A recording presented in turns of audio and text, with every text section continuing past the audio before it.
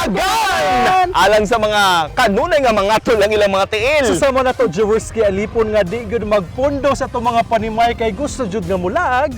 Murag kita ba gid na? Akil kita na. Okay. Mga laagan biyata. O sa tanang mga ganahan nga mo discover sa mga lugar nga ilang atuan. Muna uban ni Miss sa among virtual laag dinhi sa laag lokal ug atong adtuon ang matag komunidad, atong ilailahon ang mga tawo sa matag komunidad ug ang lokal mismo dinha sa matag lugar. Because beyond the beautiful scenery is the heart of the story.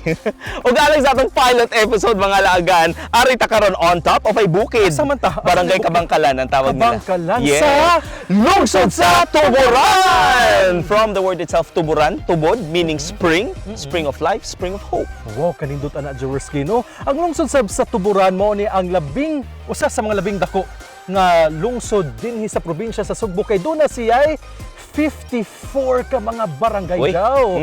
Naimutang sab ni siya 90 kilometros gikan sa dakbayan sa Sugbo. Muna kung mubiyahe mo paingon diri sa Tuburan, kwaon lang na sa usa ngadto sa duha ka oras nga pag-drive. Pero wala kaso sa mga hilig og laag no, mga 1 to 2 minutes na para nila. O dire atong i-discover sabang ilang gibantog nga coffee farm. Ano nang suloob ko? Support your local farmers, baby. Labi na nato dyan nga mga coffee lover ganahan jud nga mo muhigop silang Saan paghigop, nga kape. Manahigop sa nalamian. Okay, good. And of course, ato sa bisitahon ng ilang mga tourist attraction diri sa Tuburan. Asa na naina jaw ang mga springs nila nga atong languyan ha sa ilang bugnaw nga tubig nga kita ma-relax gyud. Ready na yung goggles? Yeah, ganon. And of course, ato sab-sayran ang sugilanon sa mga residente dire sa nagpadayong tinguha nga mapalambo pa ang turismo sa lungsod sa Tuburan. Busa! Unsa ba yung gihuwat? Tara na! Mga lokal na! Come on! Suruyog mo suporta sa mga lokal nga pinangga. Katahumog bunda, mga dapit nga puno sa gasa. Let's go! La la la la la la, ang lokal. Ikaw ako manlaaga. La la la la la la, ang lokal. Uban na dungan sa kalambuan. Looking for a treasure in Midwest Cebu is never a needle in a haystack. What do we have here? Kining usa ka lungsod nga higanting kausaban na ang natagamtaman. From being tagged as a sleeping giant some decades ago, now the senses have awakened and there is vibrance everywhere you go. Classified as a second-class municipality, kitunguha karon sa lungsod sa Tuburan nga maila sa natad sa turismo. Buhi nga turismo, dagag bisita, makapadasig sa mga buot mubo ug puhunan. Home to nearly 100,000 residents, way duda, kinahanglang muduyog yun ang kalambuan. Tuburan boasts of its vast agricultural land area. Nagkadayang klase sa pananom ang inyong makita dinhi. And there's a growing industry here that's making a name for itself. Something is really brewing. Isa sa mga kamot sa mga coffee lover. Let's explore Tuburan's Coffee Farm. Ang kape nga ilang ibaligya dinhi, magikan ra gihapon sa ilang lungsod. Busa, kapira ang pait, dili ang ilang kahimtang. Kitungod ini, daghan ang nahatagan og trabaho. Nagsugod sa yanong damgo ni Tuburan Mayor Aljon Diamante. Unsay gamit sa yuta, kundili tamnan. Kay nagsugod mangod ng kape tungod sa DNR nga doon sa programang National Greening Program. Okay. Kaya ang Tuburan manggod usas pinakadako nga supplier og uling sa syudad. Dili man nato pwede patyon diretso ang mga ulingay or hunungon ng uling kung wa tay alternative. So nakita nato nga ang kape nindot siya nga alternative kay dili na magindaulingon sa tao. Then at the same time ang bunga mapakinabangan pa, mahalin pa. So dako-dako og role gid ang DNR dinhi kay sa pag-start kinato og tanom og kape sa kanang mga farmers, mga people's organization, nga mga 29 na siya ka barangay, ang DNR may nagsuporta. Daghan taghimo dire no nga kaning matawag na tong livelihood para sa mga kaigsuonan tong kabusin. Ka-generate ang employment at the same time, ma-alleviate gyud ang kinabuhi sa pobre.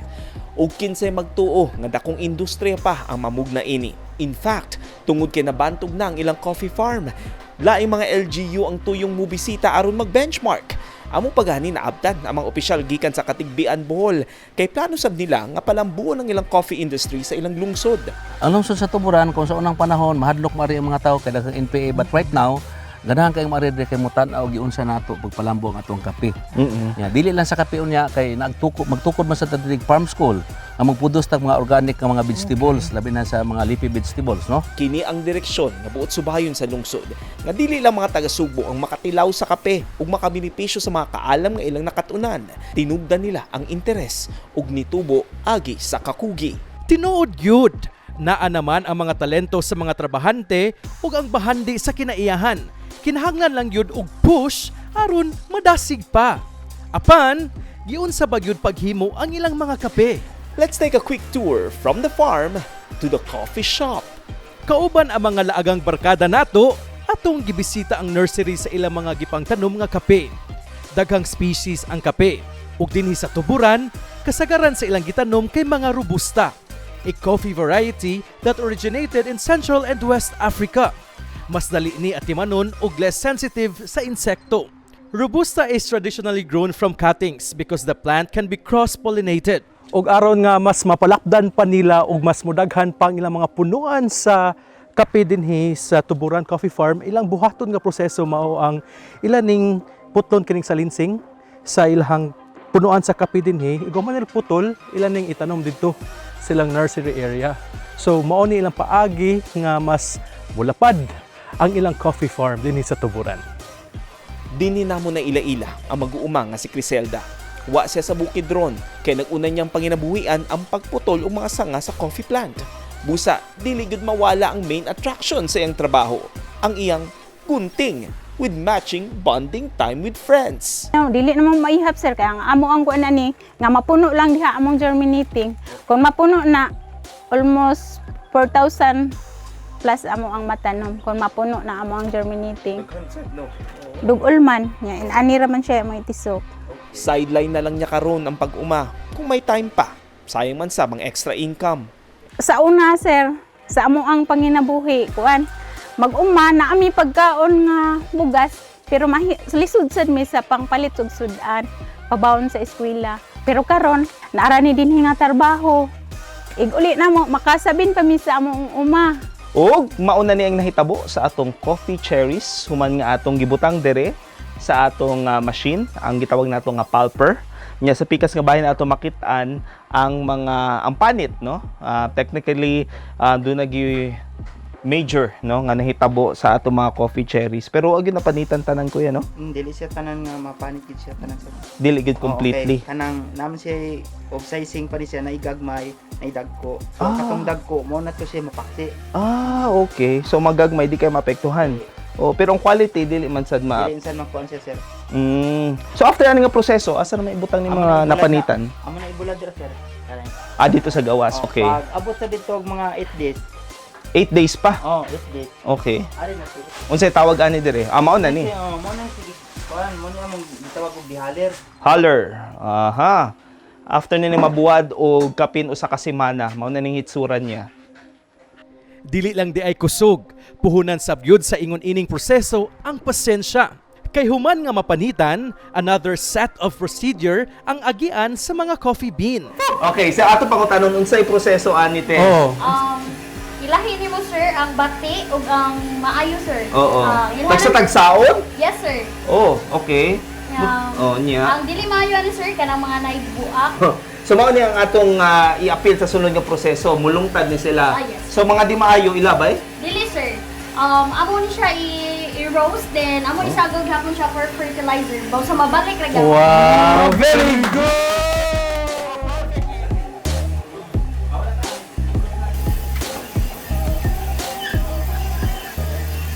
Okay, pagluto na Wow, manag roast atong beans dyan! medium roast mo na. Kani medium roast ni siya. Yes. Nindot kayo, no? And this is organic, so makaon na to. Ato tilawan. Sige daw. Okay, let's I'll see. try one. Pait yun siya.